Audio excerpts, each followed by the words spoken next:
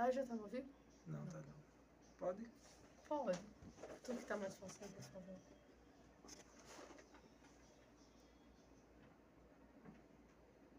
Um, dois, três, quatro, já. Boa tarde a todos, a paz do Senhor. Está começando mais um programa Impacto para a honra e glória do nosso Deus. Perdoem pela voz, estou rouca. Vamos orar para iniciar o programa. Oremos.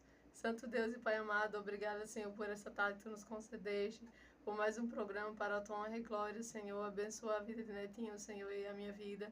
Que possamos estar sempre te buscando a cada dia, Senhor. Que o programa hoje seja conforme a tua vontade para a tua honra e glória, Senhor. Abençoa nossos ouvintes, Senhor, nossos espectadores que estão ouvindo a live, que estão assistindo na live, Senhor, no Instagram. Te damos graças por tudo em nome de Jesus. Amém. Vamos lá. O tema de hoje é... Sim, antes do tema, vamos lá. Então, Netinho, eu sei que meu desenho não é tão legal quanto o seu, mas eu tentei fazer um desenho, mas dá pra entender. É sobre o tema de hoje. Ficou lindo também. Tâmara sentada em cima da pedra debaixo da palmeira.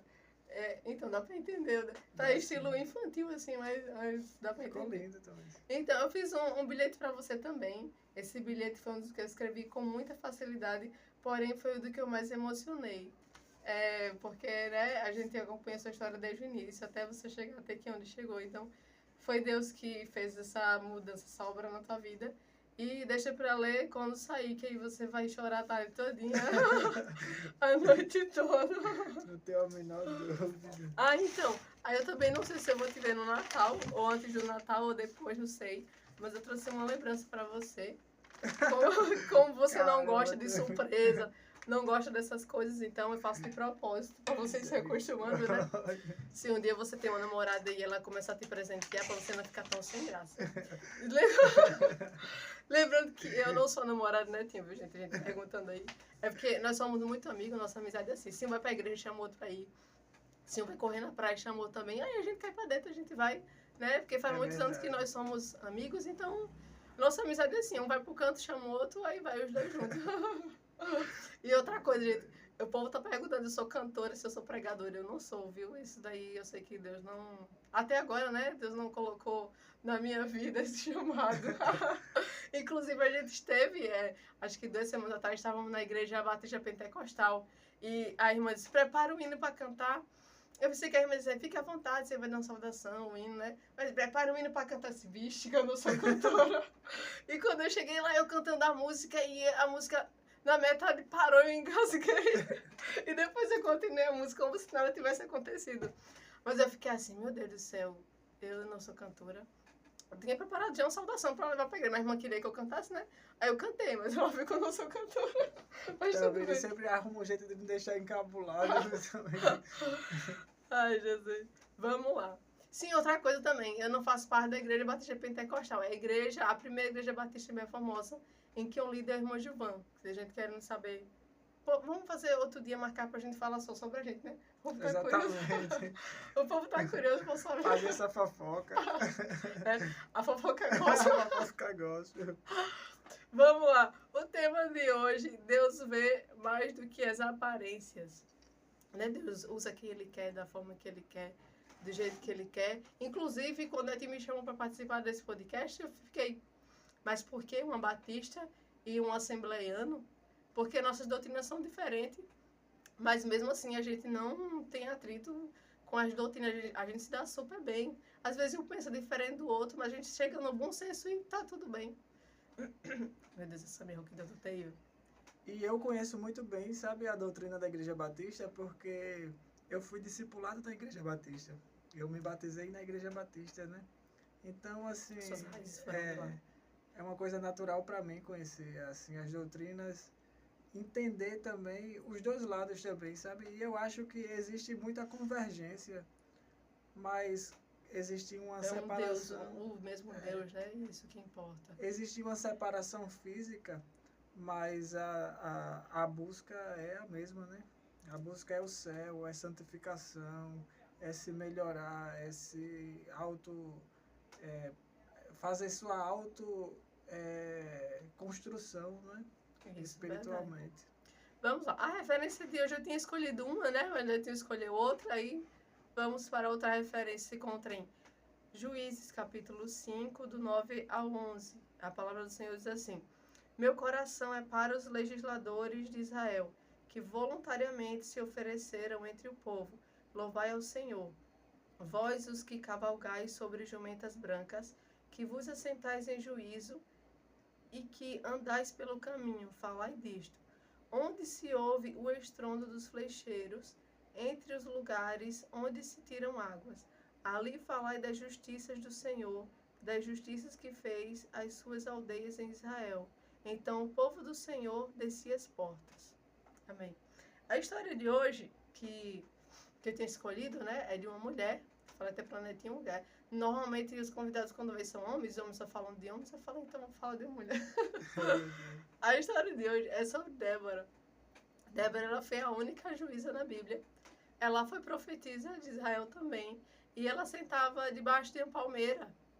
Talvez porque ela não poderia estar levando várias pessoas para casa dela. E assim, ela era casada com Lapidote, né? Não ia ficar levando um bocado de homens para casa dela. Era uma questão de honra, de respeito, né?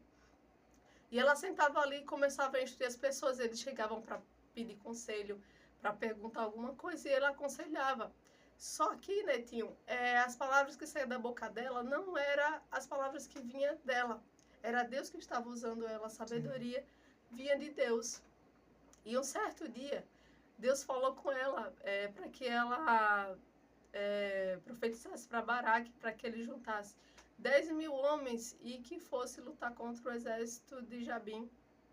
Era um rei cananeu, muito perverso. E aquele povo, amigo, já estava sofrendo fazia 20 anos, eles já estavam cansados. Porque aquele povo as pessoas, eles massacravam mesmo, eles eram ruins, eram perversos. E Débora falou com Baraque, né? Aí disse assim, aí Baraque falou, se tu fores comigo eu vou, se tu não fores, eu não vou. Isso não quer dizer que Baraque era um homem frouxo, mas ele estava precisando de alguém que desse força para ele e que ele pudesse ver Deus naquela pessoa, que no caso foi Débora. E a confiança que ele tinha nela também, né? Sim. Porque, assim, Débora é uma mulher que ela passava confiança também, né? Ele acreditava que Deus estava com ela, né? Porque como o povo, a Bíblia fala que o povo estava em pecado, por isso que Deus tinha entregado ele 20 anos na mão dos cananeus. Então, assim, eles não tinham confiança própria de achar que Deus faria por eles, né? Mas faria por Débora, né? Que era uma mulher escolhida do Senhor. Juízo estava lendo, Netinho. Ele é um livro muito que você lê, você fica horrorizado. Porque, assim, quando eles tinham um juiz que estava à frente deles, eles estavam andando na linha, estava tudo ok. Mas quando não tinha ninguém à frente, eles estavam desobedecendo a Deus, estavam adorando a outros deuses, e eles voltavam a pecar de novo. Aí levantava outros juízes, andavam na linha, aí saía outro juiz e eles pecavam de novo. É por isso que a importância de uma liderança, né? Sim, de nós estarmos debaixo de uma liderança. E muito em função disso que o povo queria um rei, né? Porque o povo queria uma representação humana de Deus na terra perenemente, né? O tempo inteiro, né? Sem que não nascesse de tempos em tempos, né?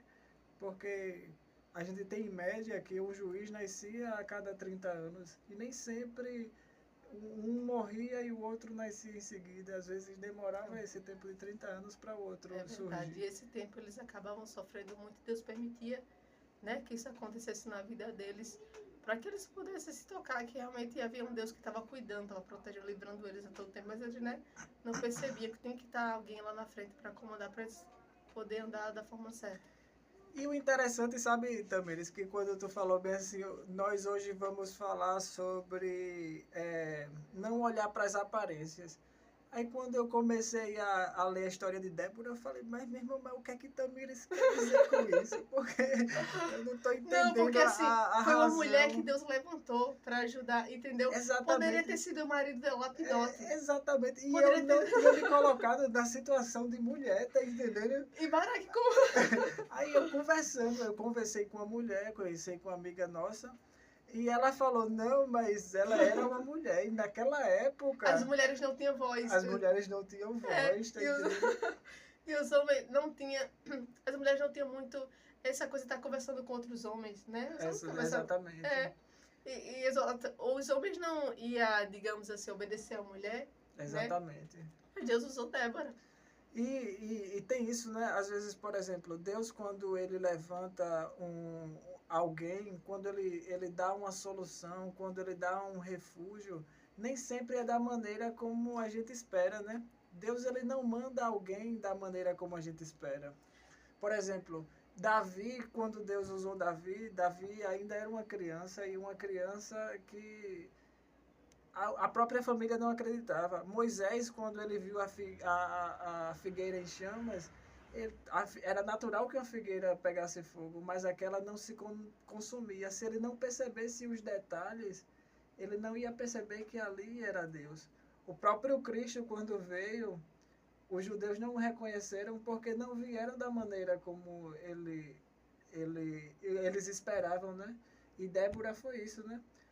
Baraque é um homem admirável, porque ele reconhecer que Deus estava em uma mulher que sentava numa figueira, que não estava num trono, que não se dizia juíza, que nem o profeta instituiu ela como juíza. Verdade. Ela sentava embaixo de uma tamareira e ele foi ao encontro dela reconhecendo e percebendo o detalhe que Deus estava nela, né? É verdade. Vamos lá, continuando a história. Aí ela falou, né? Profetizou para Baraque, junta 10.000 homens, aí que seja da tribo de Naftali, né? E Zebulon, que fazia parte das tribos de Israel, duas das 12 tribos de Israel, e vai lutar contra Jabim, né? Contra o exército dele. Aí ele ficou meio assim. Ela disse, não, mas Deus já falou que tu vai vencer essa guerra, que vai vencer. Só que não vai ser através de você, vai vir das mãos de uma mulher. E Deus vai usar outra mulher, mas lá na frente da história. Aí o que acontece? Aí lá naquela guerra toda, aí começa, né? Só que aí Deus faz, já tinha o rio Quizon transbordar. Aí acontece aquele lamaçal lá na terra e os carros atolam.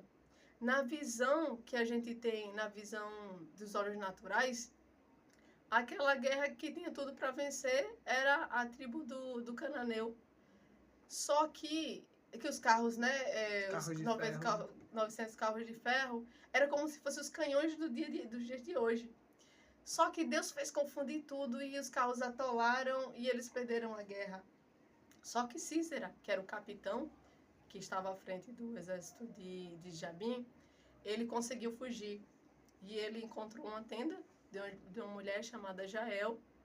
E ele disse, fica aí na porta, se alguém perguntar, disse que não tem ninguém aqui. Aí ele pediu água, ela deu leite. Ele pediu um lugar para repousar e ela ofereceu, né? E ele dormiu. Quando ele dormiu, ela pegou uma estaca e pegou um martelo e meteu na cabeça dele, na têmpora, nessa região, por detrás dos olhos, e atravessou a cabeça dele. E assim, naquele tempo, as mulheres tinham muita facilidade para manusear esses instrumentos, porque a função delas era armar as tendas, né? A função dos homens era fazer outras coisas. E ela fez muito rápido e com muita facilidade. Do jeito que ele estava dormindo, deitou lá para dormir, que ele morreu, ficou lá. E assim, Deus usou grandemente duas mulheres, né? Débora e Jael, para poder fazer com que essa guerra Baraque, né, tivesse vencido. No caso, Deus estava na frente, né? Se Deus não estivesse na frente, e a mãe de Císera ficava na grade da janela esperando o filho voltar. Ele era um rapaz jovem, todas as guerras que ele tinha lutado, né, ele tinha vencido. Então, a mãe dele achava que ele ia se sair dessa. Mas não sabia ele que Deus estava na frente dessa guerra. E ele não voltou para casa e a mãe dele ficou triste. Mas é isso. Sim, aí Baraque chega.